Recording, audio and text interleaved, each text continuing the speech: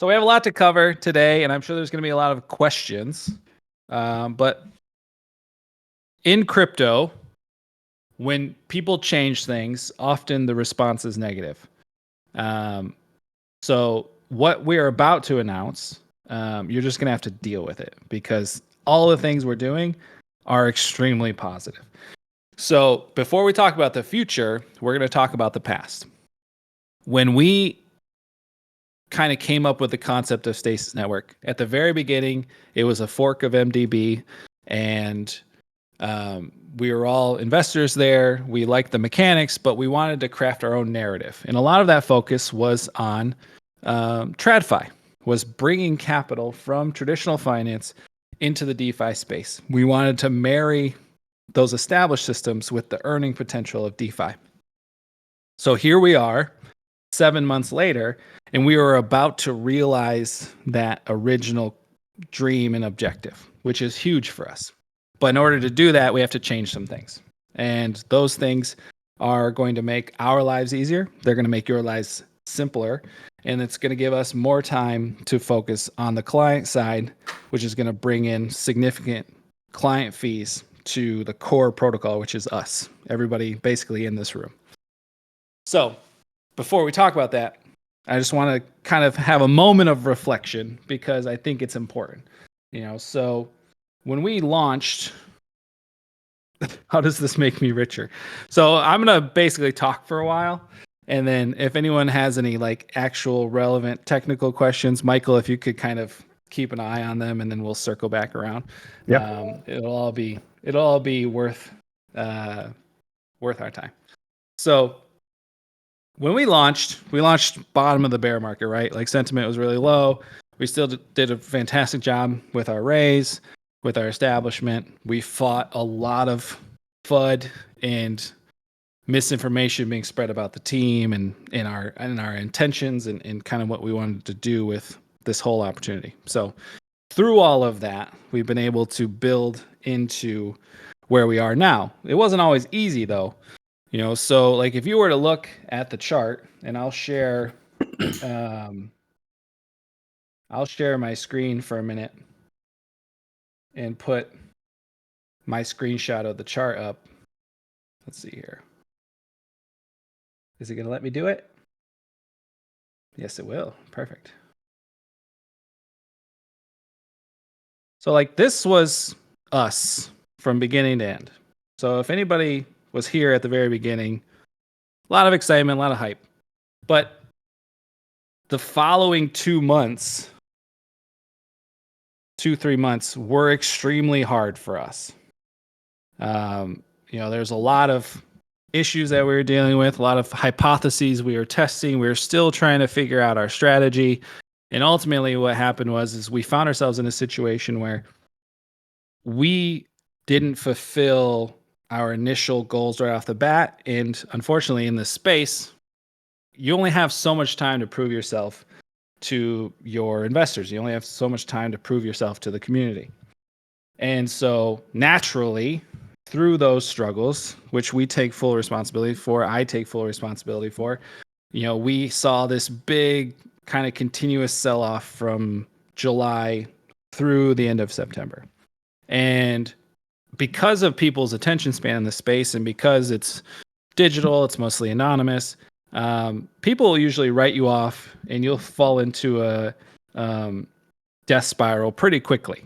And it was at that point in time where we kind of took a hard look at ourselves, took a hard look at the protocol and what we were doing. And basically within the team, it was an executive decision, say, all right, we're changing how we operate, period, end of story. And so we cut a handful of our expenses down. We completely redid our strategy when it came to our focus for the assets, our focus for yield. And we took what was working, kept it, and we threw everything out. And then we started over. So we changed our strategy to yield-based. And so I cannot tell you how much this took work-wise to turn this trend around in DeFi, in micro caps.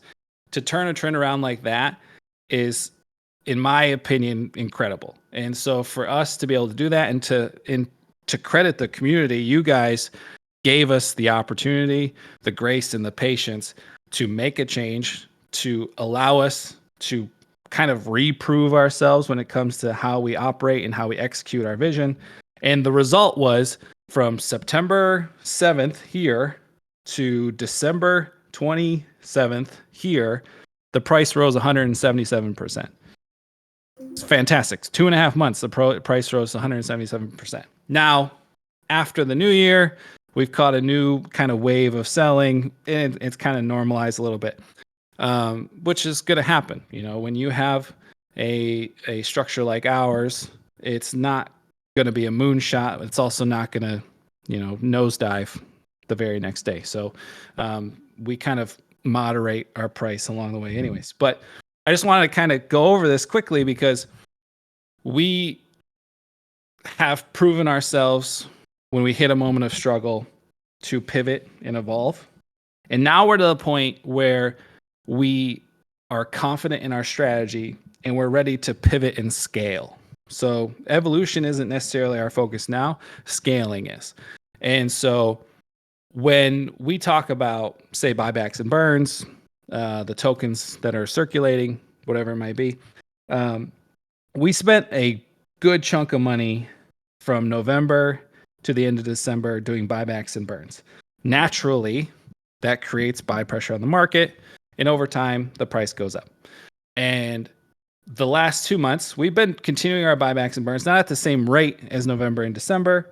However, you know, with a handful of people selling their tokens and a little less buybacks and burns, the price does moderate. So we see an opportunity here to say, okay, the system works, our strategy works, but how do we create the end goal of a token increasing in value, long range, while also growing the fund? Because if we have to choose between either growing the fund or buybacks and burns, then we find ourselves in a situation where the price will kind of stay in a range. It might move up a little bit slower, but at the end of the day, we want the best of both worlds. So how do we match the buybacks and burns of November and December while growing the fund like we've been trying to do in January and February? Well, the way we do that is we increase our revenue. Because if we increase our revenue, what we're going to be able to do is we're going to be able to maintain those higher level buybacks and burns while also growing the fund. And that's the juice. That's the thing that's going to take our value and increase it much more quickly. So I just kind of want to take a moment to say how much I appreciate everybody who's been through this process with us and kind of ridden this journey with us, because it is something that it doesn't go unnoticed. It doesn't go unacknowledged. And so I want to just take a moment to talk about that. So when we launched with the full infrastructure behind us. So our primary company, our actual company, is BlockCentral Inc., based in Panama. Everything's legitimate. We have our legal counsel, our business development there. We have our whole network there when it comes to our operation. And then we launched Stasis Network as basically like a child DeFi protocol underneath BlockCentral. So this process of building out the organization has been a great learning experience for us leading up to this moment. And so what's going to be happening is over the next month and a half, we are going to be migrating to the BlockCentral name in uniform. So essentially what we're going to be doing is we're going to stop using the Stasis Network name. And there's a couple reasons for that. First of all, it's been kind of confusing for people because they don't know if we're called Stasis Network or we're called BlockCentral. So just on the face, it's been something that has created confusion with the people that we're talking to. Second of all, our I'll stop sharing that screen. Our TradFi clients that we're talking to and the people that have been advising us and the feedback that we're getting, BlockCentral has a more positive response from our TradFi connections than Stasis Network. And the third thing is institutionally, not publicly in the community, but behind the scenes and within other organizations that we're talking to, there's actually been a brand confusion because there is another organization in crypto called Stasis Euro. It's a stable coin that is backed to the euro instead of the dollar. And they have a trademark on the name. And so we've had conversations where organizations we talk to, they think we're connected to them, and we're actually not. And so there has been this kind of back-end B2B confusion about who we are because some people think we're connected to them. So I just saw Texas will need new gifts. Yeah, we're going to need new gifts. So all of that being said, it is more fruitful for us and clears up a lot of confusion for our B2B conversations by just uniforming everything to BlockCentral. And so because of that, it gives us an opportunity to evolve from a protocol standpoint. So we're going to be actually migrating to a new token, and we're going to be using a trimmed down version of the dApp. Now, we're going to make this as smooth and pain-free as possible for everybody involved. So I'm going to kind of go through that process with you, but every change we make is going to be better for you guys. So taxes, fees, that whole process. So we're going to go through that step by step, and we'll talk about it. And so the first thing we're doing, obviously, is we're changing the name. So BlockCentral will be the name that we use top to bottom now instead of just our parent company. And then the token we're going to use is the token ticker is BLOC, Block. And so it's funny enough, in crypto, there's a couple well-known protocols that use Block, BLOCK and BLOK, but nothing established that uses BLOC. So it works out perfectly for us. BlockCentral is a name that I've owned since I think 2018. I kind of created it, bought the domain name, and kind of have used it in crypto, and no one else has. And it's actually quite a universal name, just generic enough that it has universal appeal, but it's still very much blockchain crypto centric. And so we're going to be migrating to that token. And I have a very cool graphic that I'm going to share with you as I talk through this that Ian made me. So I want to share that with you guys. Michael, do you have any initial questions I need to answer before I keep going? I'm pretty sure you're going to dive into tokenomics shortly, so I'll hold off on forwarding those until you get there. Cool. Can everybody see this? Yep. Cool. All right. So, hold on. Let me see. Oh, never mind. Barry's still sending me stuff that's not relevant. I usually only look at my DMs if it's like one or two people, and if Barry sends me something, I think he's trying to cut me off, but he's not. He's just sending me stuff that's not relevant. He's working while we're working. All right, cool. So let's kind of walk through this step by step. First thing, most importantly, is we are remaining on Polygon. You guys don't have to go anywhere or do anything different. So because of the way our dynamic strategies work and because of the way the mechanics work, Polygon has proven to be the most cost-effective and dependable network, despite how choppy it can sometimes be. So if you guys remember a couple months ago, gas spikes were crazy on every network. Every network was being stress tested, all the ordinals that were being minted across all the networks. A lot of the networks stopped working.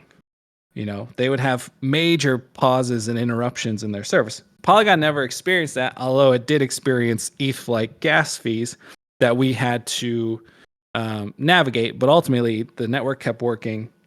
And so far, it's been either the most cost-effective or most dependable network when it comes to L2s. And so that's really important to us. So because we already have an established relationship with Polygon, and we already know it from a workability standpoint, you're already comfortable with it, well, there's no reason for us to go anywhere else. We did, for a while, hunt for grants. We were trying to see if we could potentially get someone to pay for the migration. But at the end of the day, the grant system is flawed. It's based almost entirely on audience size and hype, and they weren't really interested in a business that just made money quietly. And so the system is a bit flawed, and ultimately it didn't end up working out for us because what they wanted wasn't actually a viable business. They wanted eyes, no matter how unproductive or unvaluable those eyes were. So it just ended up being something where we can remain on Polygon. We already have the existing repo for our code base, and we can kind of refactor it. So that's the most important part for that. You guys aren't going anywhere. We're staying on Polygon. So like I said, we're migrating Stasis to Block. Everything's 1-to-1. So there's no ratio. There's no value difference. No change whatsoever. So 1 Stasis will equal 1 Block. And so what we're going to do is right now, nobody has to do anything.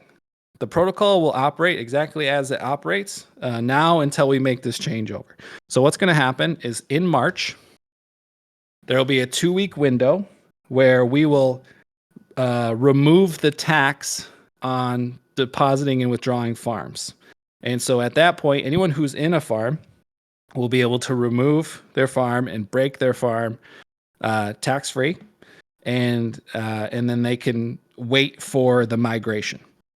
And then 2 weeks after the migration, we will have farm deposits be tax-free. So that process, if you are somebody who has a farm, you will be able to migrate from one farm to the other without having any fees associated with that. It'll just be the process. Basically, it'll be the cost of gas. So that's something to keep in mind. So that'll be good. So we'll have this whole process as smooth and painless as possible. But again, we're not changing the value ratios. We're not changing anything. One thing that will be nice about this is we will kind of reset our token burn counter. That'll be more legitimate, because it was always funny that we would look and say, oh, we have 75 million tokens in total supply, but we have burned 185 million. It was always kind of one of those things where it always sort of looks stupid. So it was one of those fringe items that we can now fix. So we will be moving to one liquidity pool only. So I just saw a question come through about farm transfers. We will be removing the farm transfer, and there's a couple reasons for that. The liquidity pools being split also splits the liquidity's value, which also impacts price impact.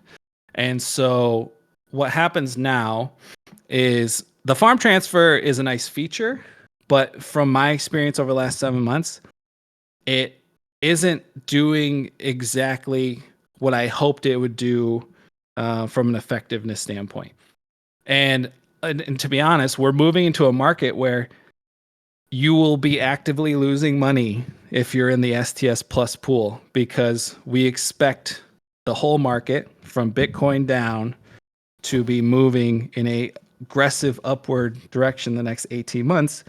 And personally, from a fiduciary standpoint, it's irresponsible for you to be in the STS Plus pool. So ultimately, the best course of action for us is to consolidate liquidity into one liquidity pool, do away with the farm transfer, do away with splitting the liquidity and making it more affected by price impact. And basically, we can actually strengthen the health of the token by making sure the liquidity is all in one pool instead of in two. And so that's kind of how we felt about that. Just because it was something that it was a nice hypothesis to be able to kind of bounce back and forth in a choppy market, but we're exiting the choppy market part and we're moving into a situation where it's not going to be up only, but it's going to be up mostly. And I feel like it's best for everybody involved, including the farmers within the protocol, to benefit from that. With that being said, we are no longer going to be paired with Matic. We are going to be paired against ETH. There's a couple reasons for that. Number one, ETH is the more well-known asset within the crypto markets. Number two behind Bitcoin.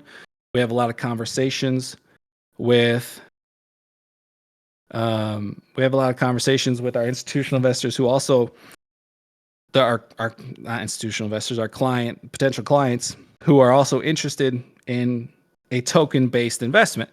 And so their conversations were, well, I don't really know what that is, but I know what Ethereum is. And it's an easier sell for a larger group of investors to be paired to the number two asset in the entire space, which is Ethereum. Now, obviously, we're still on Polygon, so it's wrapped Ethereum. But also, I have cooled on my prospects for Matic long term. And I know that's probably going to be controversial for some people. But just from a tokenomics standpoint, Matic is its token supply is much higher than it was 4 years ago. It's only going to take 1.5x to get to its all-time high market cap, and frankly, just the way it's been operating this last year when it comes to its price, and ultimately its price action, like it's suppressed and it remains suppressed. And not just suppressed, but also just inactive against the rest of the market. And so what happens for us is we don't want the value of our asset to be so impacted by the paired asset. And I see half comments. So I just saw somebody's comment that Matic is an old limp dick, which, depending on who you talk to, is actually like legitimate concern. As a technology, as a network, we're extremely happy with Polygon. As an asset, we wish it could do more. And so ultimately what we want to do is we want to be able to promote that we have a direct relationship with Ethereum, which if we're paired with Ethereum, we can say that to our clients. But also, we want a bit more stability in our paired assets value. And so I would not be shocked if Matic moves equal amounts that Ethereum does over the next 18 months. I'm just saying I would not be shocked. I would not be shocked to see Ethereum 4x and Matic 4x at the same time. There's a chance that Matic can go up a little higher than that, but given its market cap, its potential like peak market cap, just the fact that there's a finite amount of money in the world, I just don't see, and I could eat my words at some point in the next 6 to 12 months. I just don't see a place where Matic hits a point where we're going to see a 10x in the next 18 months. I just don't see it. Like it's near $1 now. And on top of that, I just saw Paintball's message about them moving to Polygon, the token. And so essentially, if we were to stay with Matic now, we would need to migrate to Polygon, the token POL, at some point in the next few years. And again, another thing that we don't want to deal with, Ethereum is going to be around. Polygon, being an L2 of Ethereum, is always going to have an wrapped Ethereum. And so it's something from a maintenance standpoint on the back end just makes more sense for us. So that's one big change for us is we'll be paired with Ethereum instead of Matic. And then the big news for you guys is our taxes are changing and they're all going down. So, number one, 5% buy tax will become a 3% buy tax. Number two, our 10% sell tax will become a 3% sale tax. And here's why. I have been actively engaging with the mechanics of this protocol for 7 months. And I can tell you there are things that just don't work. So, this protocol's mechanics are designed to benefit you when people sell, which creates creates negative incentives for there to be more sell pressure. And because of that, what happens is when the sell receiver for the taxes hits a certain point, it also creates a market sell, which creates more sell pressure. And so our operating of the mechanics the last 7 months we have not been operating the mechanics the way the mechanics are designed. So we're changing the mechanics. So the taxes for us moving forward are not designed to drive revenue. They are designed as a ticket to entry. So instead of a smaller buy tax and a larger sell tax, which just feels punitive, we're just going to have a flat tax in and out, and that will simply be your ticket to entry to participate in the ecosystem. And because at the end of the day, here's what I've been doing every day. Every day, I buy tokens off the open market. I send them to the tax receiver. The tax receiver triggers, and you get rewards. And I have no problem doing that. In fact, I enjoy it because I know every time I do it, it benefits you guys. However, if we let the mechanics operate the way they are designed without any intervention, you would have to sit there and wait for enough people to buy or sell, because selling is twice incentivized for taxes than buying, and then you would get a reward. So not only are you getting a asset that is depreciating in value, the actual triggering of rewards is depreciating its value even more. So there's not a lot of positive outcomes if you just let the mechanics run as they're designed without any intervention. So we are changing that. However, we're changing it for the positive.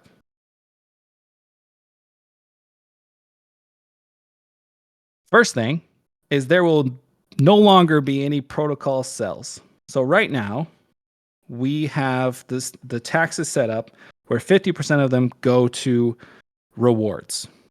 And then 10% goes to burns, 40% goes back to the protocol. That 40% that goes back to the protocol is sold for Matic, and it comes back to the protocol. Guess what I've done for the last 4 months with every single penny that has been sold and sent back to us? I take that money, I go back to the market, I buy stasis. Which tells me that doesn't need to exist anymore. So we're getting rid of it. So moving forward, there will no longer be any protocol sells when rewards trigger. So that 40% that gets sold and sent to the multisig that we then just recycle and buy back tokens anyways, that doesn't need to exist anymore. So we're getting rid of that. So every time rewards trigger now, when we make this migration, there will be no negative sell pressure on the market from the protocol side when those rewards trigger, which will be huge for us because you're cutting out $200 to $300 in sales a day that don't need to exist. They just don't need to exist. So we're getting rid of that. In turn, what we're doing is we're boosting rewards for staking, 50% more for staking, and 25% more for farming. And the reason why farming is only 25% instead of 50% is because we're consolidating down to one farm. So this reward split is already being boosted because two farms is becoming one farm. So rewards will be higher, and with that, burns will be higher. So instead of me having to manually burn tokens anymore, we're just going to boost that number to 50%. So instead of 10% of taxes being burned, which, by the way, it says taxes, but it also includes any tokens that I send to the receiver. So you know how I send tokens to the receiver every day for rewards? Well, moving forward, 50% of those are going to be burned instead of 10%. So this is a way for us to just automate things that we're already doing manually in the moment. And so through all of that, what we'll do is we have 50% being burned. We have 5% of the tokens being sent to the NFT contract. That will also be automated. And the rewards and the farm are both have higher rewards proportionate to what they're getting now. So all of those things are, again, to benefit you, the holder. And the reason we're doing all this is because not only do we have the revenue now to make these changes, we anticipate even more revenue in the near future to allow for this to take place and for us to continue the deflationary nature of the protocol and reward you, the holders, for the token. Now, the next thing is the NFTs. There will be no change to the NFTs. And so what I mean by that is we will have a new set of new NFTs. They will be identical to the ones we have. They will be the BlockCentral Viking collection. So there's 240 NFTs left. So what we're going to do is we're just going to crunch the numbers down 1 through 240. All of your traits will be the same. Your clans will be the same. Ownership will be the same. And passive income will be the same. And so when we go to launch our new, basically our new token and our new collection, we will airdrop all of the new NFTs to the current holders as they exist. So nothing will change from an NFT standpoint. All of those same mechanics are the same. It's just you'll have a new number and it'll have a slightly different name, but the imagery will be the same and you'll still get weekly rewards. So ultimately, that's the nature of the NFT. All right, Michael, I think I'm done for the moment. Do you have any questions that weren't addressed that you've earmarked? No, you've pretty much nailed the ones that have come up. Most were surrounding tokenomics or what happens to the NFTs. Cool. All right. So screwed up taxes. When does the new tax go into effect? That'll be when we move. So diamond bonus fork. Fucking hell. No, Ian, I don't think we're gonna have any diamond bonuses. However, there might be enough tokens left over once we make the migration that we can have like a summer hoard box sort of thing after we migrate. So what we're gonna do, here's what we're gonna do. We're already working with the developers. They're already working on the new token and the simplified mechanics, and we already have the domain name and everything is going to be. We're essentially refactoring the DApp. The DApp is going to look almost identical, -1 farm, -1 LP breaking box on the trade page, and the swapper will have different assets. And so we're building all of that behind the scenes. Once it's ready and it's tested, we will start the process of we'll give you the 2-week window to pull any farms tax-free. You don't have to worry about paying anything on those tax-wise. And then what we'll do is we'll go through, we'll set up the whole ecosystem. We will migrate all the protocol-owned liquidity from one to the other, make sure everything's sorted and set up. And then once we know everything is 100% ready to go, we will then airdrop all the tokens that are owed to all the users at one go. Now, there will be an opportunity for anyone who has loose tokens who want to be airdropped into staking tax-free will be able to do that. Anyone who's already staked will be airdropped into staking straight across. It'll all be done automatically for you.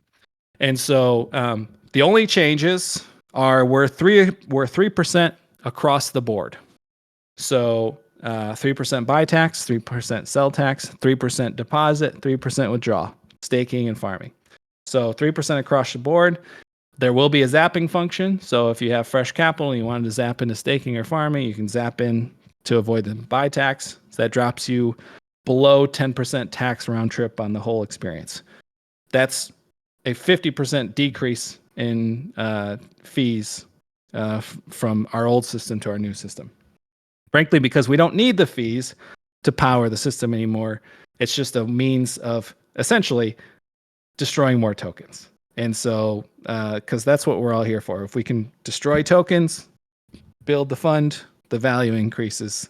And ultimately, will the NFT still offer a single staking option? Yes. Yep. Everything you have feature-wise, besides the farm transfer, will still be there. So we are not changing any of the things that become core functions of our protocol. So the single staking auto deposit on the NFTs will still be there. The accumulate single staking on the farm will still be there. And the taxes for stake and unstake and farm deposit and withdrawal will be 3% across the board. Everything will be 3%. There will not be any stable backed asset like STS Plus or Block Plus. Frankly,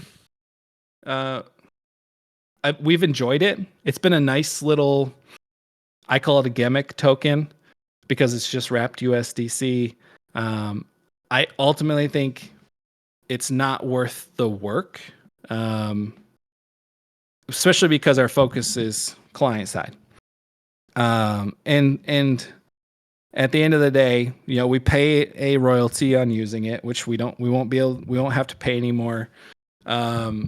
We paid a royalty on the arbitrage bot, which we won't need an arbitrage anymore, so that royalty won't have to be paid.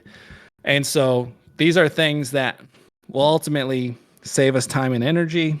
It simplifies the system and will save us money. And so,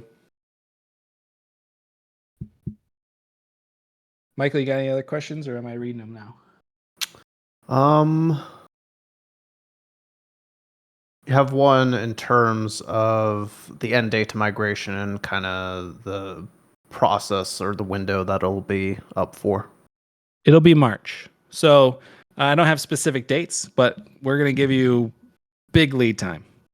And so, so as I get specific dates that I can hold everybody to, I'll announce them to the community. There'll be a 2-week window before we migrate to pull your farms tax-free, and there will be a 2-week window after we migrate to deposit your farms tax-free. So that way nobody's experiencing any additional fees or punitive fees for them to move across. So we'll make sure that takes place. If you are a farmer, this is my financial advice to you, NFA, but my financial advice is when the window opens to pull your farms, we will increase liquidity on our side so you can pull your liquidity, because what we don't want to have happen is people who are in farms have somebody decide, they want to be funny, and when the liquidity drops to like $10,000, they dump the price like 50%. And you, as the farmer who has the liquidity left in the pool, pay the price for that. So if you are farming, my recommendation is when that 2-week window opens, pull your farms early. We will make sure protocol-owned liquidity stays in place until the last moment, and then we'll migrate it across. So there might be a day or two where trading tokens isn't going to be possible, but it's just because we need to migrate liquidity to make sure everything's up and running still. Texas, the advantage you would have now is if you were to zap into staking with new capital. So Texas's question is, if we wanted to move more into farms or into single staking is it better to do it now or before the move over? The only advantage that I see is staking is 2% now and 3% later. So you have a 1% difference, marginal for most people. That's the only advantage I'd see to doing it now versus waiting. So if you were to zap into single staking with fresh capital. Otherwise, it's kind of a wash. There's no real airdrop. Dan Fo Peter. I don't know if you're supposed to be Dan of Peter when it's a typo, but it's funny. There's no airdrop. If you buy more now, you'll just get that more later because it's a 1-to-1 move over. And like I said, it's going to be as pain-free as possible. So we'll have all the dates set up. We'll announce them in real time. And your stasis will just stay in your wallet as a relic. You can point at it and go, I remember those days. And then when we're ready to launch access to the new DApp, which is going to look just like the old DApp, we will airdrop all the tokens and staked tokens to everybody at the same time. So there won't be any rush to market. There won't be any like first in, first out type situations. It'll just be a continuation of the operation as smooth as humanly possible. Will the API change? APY change? Yeah, it's going to go up. Yeah. Yeah. If you look at the graphic I'm sharing here, in the bottom right corner, yeah, the APYs are going to change, and they're gonna go up. Also, because my goal is as revenue increases, we will be not doing any manual burns whatsoever. That's my goal. My goal is to never do a manual burn again. So the only way to burn tokens would be to send them to the receiver, and 50% of those tokens are burned. But you also get rewards every time, and those rewards are higher. And so, what am I supposed to do with all these memes? Bip, you're gonna have to put them. You're gonna have to put them in a museum, buddy. I don't know what to tell you. STS Plus. STS Plus is its own standalone contract. It is fully backed by USDC. You just redeem it for USDC. That's it. It's all like that contract will exist forever, and it'll always have the 1% in, 1% out that folds back into the contract. So STS Plus, people can come back 2 years from now and have STS Plus in their wallet and redeem it for USDC, and they're off to the races. Since it's fully collateralized USDC and the contract is fully independent from once it's live, it's just at any point in time, if anybody has STS Plus, the easiest way to do it is just send it to yourself. The contract auto redeems it into USDC, puts it back in your wallet. But because we're not having a STS Plus derivative on the upcoming platform, there's no migration. So you just redeem it and you have USDC in your wallet. No, Fluffy, same thing. STS Plus, just get rid of it. Like once you get it back, once you break your farm, once the 2 weeks open, just redeem it, have USDC in your wallet. You can, it's your money. Do whatever you want with it. If you want to wait for the farm to come back with wrapped ETH, you can do that. Otherwise, it's your money. Swapping STS for black would allow for better US tax treatment. Okay. I'll have to talk to the devs about swapping versus airdrop. We were hoping to just do it clean. I guess I should just call it something else. We're not airdropping the tokens. We're block dropping the tokens. I don't know.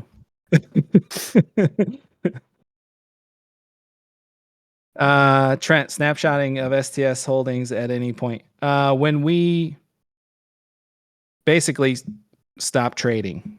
So at some point, when all the liquidity is pulled, people are only going to have X amount of tokens. And it'll probably be right then when we snapshot it. And then after that, if people are dumb enough to keep trading it and the price moves like 50% with $5, then I can only do so much to stop people from themselves from hurting themselves. But yeah, so we'll have a snapshot like right before we remove our protocol owned liquidity once everybody is sorted out from there, just so we know what people are entitled to. Now, naturally, there are people in this space we don't like, right? So I fully anticipate somebody over the next, or somebody's multiple times over the next month and a half to launch pairings that look a lot like us. And I promise you, they're not us. So, so my warning to everybody is be very conscientious of our announcements. If we don't announce that the liquidity pool is live, it's not ours. And so be very conscientious of that. We saw it when we launched Stasis. I think there were 2 different times somebody launched like a honeypot LP that was Stasis Network STS Matic, and got sent to us, and we warned everybody, don't touch these. So I fully anticipate this happening again. So it's the same conversation I have with everybody each time we go through this process. Well, we've only gone through this process once. So this time, just like last time, only follow instructions in the announcements. There is absolutely no benefit trying to front run this situation because it is a clean one-to-one migration, same values, same everything. So there is no rush in or rush out of the network. We are giving 2-week windows on both sides so people have time. Life gets in the way and they have time to be able to get in and get out safely and securely without a rush. So we don't want that. We don't want the pre-sale launch hype. That's not what this is going to be. This is going to be a smooth, methodical process. And once it's done, we go right back to business like it was never different to begin with. And so that's the goal. That's the process that we have laid out in front of us. And so by April 1st, the goal is that you just have the same amount of block in your wallet that you had stasis, and nobody else is any wiser about what we just did. We're just operating as a DeFi protocol in this space. Will farms and staking continue to earn rewards up until the switch? Yeah, I anticipate that. So I don't see any reason why farms and staking won't continue to earn rewards. Now, naturally, I can't stop farms from earning rewards while staking is. But if it's protocol-owned liquidity, then we, the protocol, would technically be earning the rewards, which it creates this loop that doesn't mean anything. But staking would still earn rewards. But staking APY, depending on the day and the cycle of rewards, is anywhere from 10 to 20%. So a 2-week window, you're not missing out on too many rewards. But if you're staked, you can remain staked forever. And then we will block drop, not airdrop, we'll block drop the stake tokens into the staking contract for you.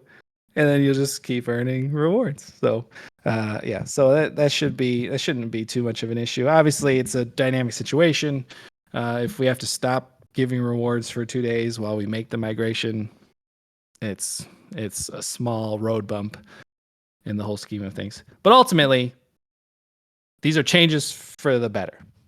They're going to make the protocol more accessible with lower taxes. We're going to reduce sell pressure on the market by cutting out 40% tax protocol sales instantly. We're going to increase the automated deflation of the protocol by increasing the taxes burned to 50%. And the rest of that is going to rewards for the staking pool and the farm. And so all of this is designed to automate things we already do manually so we can spend time drawing revenue by building our client base. And I can promise you right now, the conversations we're having are extremely exciting. We have this whole pipeline of contacts and wealth managers in Panama that the conversations are. I probably shouldn't say this, but there's even a crypto platform that's a client of one of our business development guys who they're impressed with our returns as a crypto platform. So we have an opportunity across multiple industries to pitch our services to a significant sum of capital. Some of that capital already in crypto, which makes our jobs even easier when it comes to migrating that capital to our management and earning a fee off of. And so by automating things that I'm doing manually, like all of these things, and simplifying some of our mechanics. Simplified mechanics mean lower expenses, which means faster performance, which means easier access to the protocol for new users. We use the protocol revenue more efficiently because there's no protocol sales anymore.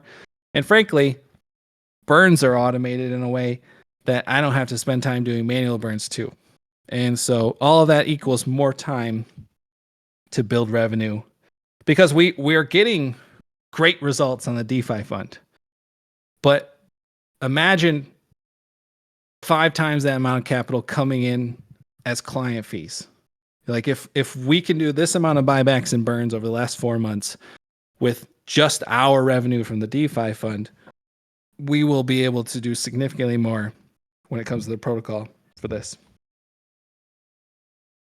TradFi users will not be entering BlockCentral by issuing block tokens unless they want to participate. So our client side is, for a lack of better terms, oblivious to the token and the DeFi protocol. So ultimately, the DeFi fund and the token was sort of like a proof of concept for this. And so, yeah, very crypto naive people. I call them crypto curious. We talked about that before. They're crypto curious. They've heard about crypto. They've seen people making money on crypto. And now that the ETFs are approved, they're more intrigued than they have been ever before. And so experimented with crypto in college. Yeah, a little bit. And so what it is these are people and clients who they have a significant sum of capital. They have spent the last 10, 20, 30 years earning anywhere from 10 to 20% on their money in traditional assets and traditional instruments. And we are giving them an opportunity to slice off a small part of their portfolio and to care for it in the crypto space within our strategy. And so that is partitioned from the token and the DeFi protocol, but all the client fees that we collect come back to the overall organization, including the DeFi protocol. And so, however, at some point, if that client goes, you know what, I'm comfortable now, is there anything else that we could speculate on? Because it's all speculation, really. You're like, oh, well, we have a DeFi protocol and token, and that token has its own inherent value based on our revenue and our organization.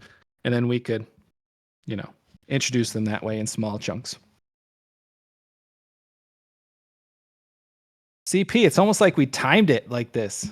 Remember, you also have to remember, we've been talking about this since day one. When we went public May 15th, we've been talking about TradFi. We've been talking about bringing in capital from that market sector to DeFi.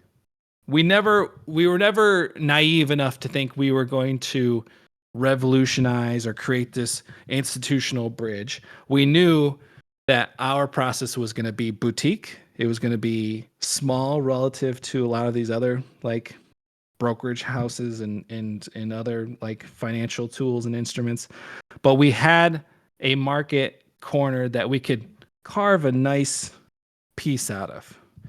And more importantly, geography. There are not a lot of crypto opportunities in Panama that is curated for clients where we can hold their hand and bring them along. If you remember, May 15th, when we launched, I said those exact same words. We want to go meet them where they are, hold their hand, and bring them along. And that's what we're doing with this process. This is just a way for us to increase the efficiency of the DeFi side so we can increase the time we commit to the client side. Did you say there won't be any manual burns? My hope is that we won't be doing any manual burns because the burns are so high in the burns will be so high in the actual mechanics.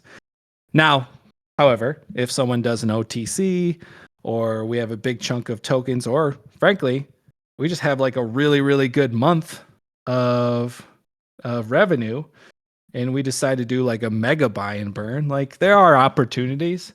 I just don't want manual burns to be the standard. I want it to be the exception. So by implementing this change in the burns to 50% from 10%, we won't need to go through that process. Yes, 5% of the total fees that run through the receiver will go to the NFT contract. So that's another thing. So of that 50%, 10% is going to the NFT contract automatically. So again, another thing I don't need to do manually anymore. Like it's just gonna happen. So that's that part is solved for. So, but what that does is that continues to push value to the NFTs. So I know a lot of people will look at the NFTs as like this static amount of tokens that are backing the NFT, and every week that number goes down, but it's not true because moving forward, and so far, those tokens will continue to flow into the NFT. So the NFT will always have this inherent value both in the moment and in the future. All right. Questions have slowed down a little bit. So either everybody's mad or everybody's happy, or just people walked away from their computers. Michael, what do you think? It's also possible they're just asleep.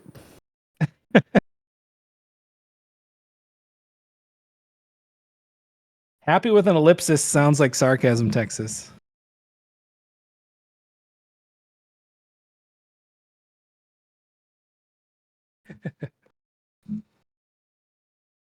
Yeah, ultimately, I didn't want this to be anything mega bullish or mega bearish. I just wanted it to be something that this is the next step in the organization.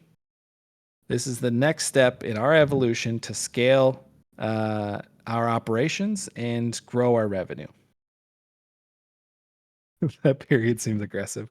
So that's ultimately the goal here is every business over time evolves. Every business over time pivots. And other times, like this time, we double down on what our original goal was from the very beginning. And that was, how do we bring TradFi capital into DeFi and benefit from it? How do we do that? Introduce a whole new population of people. Granted, it'll be small. Like, we don't really want to do hundreds upon hundreds of clients.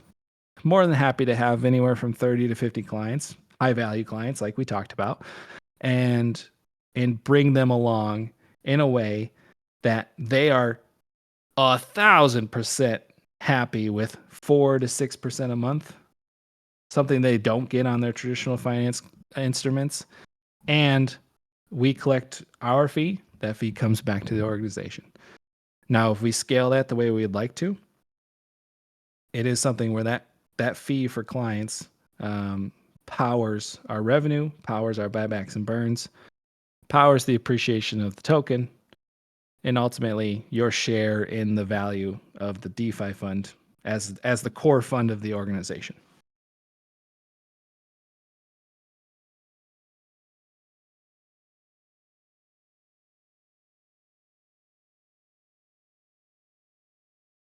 Michael, anything to add besides arguing about punctuation in the chat? No, just it's like you said, an evolution. As Stasis's body gets older, we notice it goes through some changes, and those changes may be scary, but it's something that every crypto protocol goes through. Going through it's going through blockopause. Blockopause. But yeah, no, it's I think you kind of summed it up really well, that it's not some crazy big to-do transition. It's literally just a transition. There's some nice perks for holders and everyone here, but it's not a disruptive transition. No, we're going to try to make it as pain-free as possible. And ultimately, they're all changes to improve either the performance of the protocol, the effectiveness of it, or simply just the time that required to maintain it. Which people don't know. It is something that it not necessarily time, but frequency.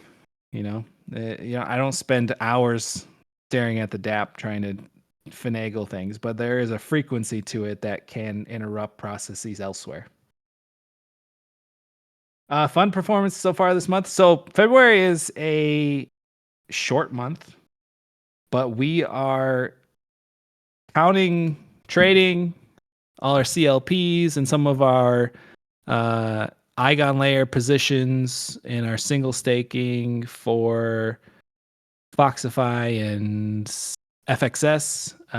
I believe we'll still hit 30,000 this month, even though the month is 3 days shorter than January.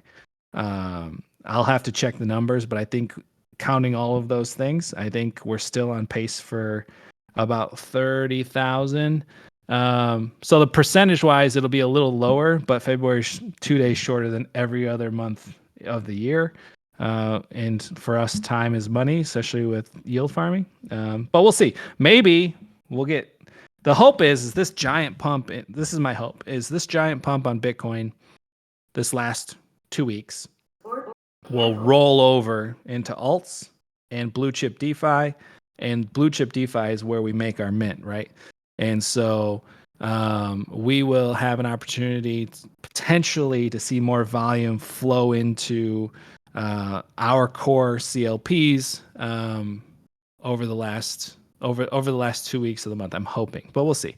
One thing that we are starting to experiment with, which is another evolution to the strategy, is I was talking to Michael about this, and I'm kind of playing with it right now. Is I'm being more proactive in how we allocate our capital within the CLPs. So, for example, the last 3 weeks, Pendle has been printing money nonstop.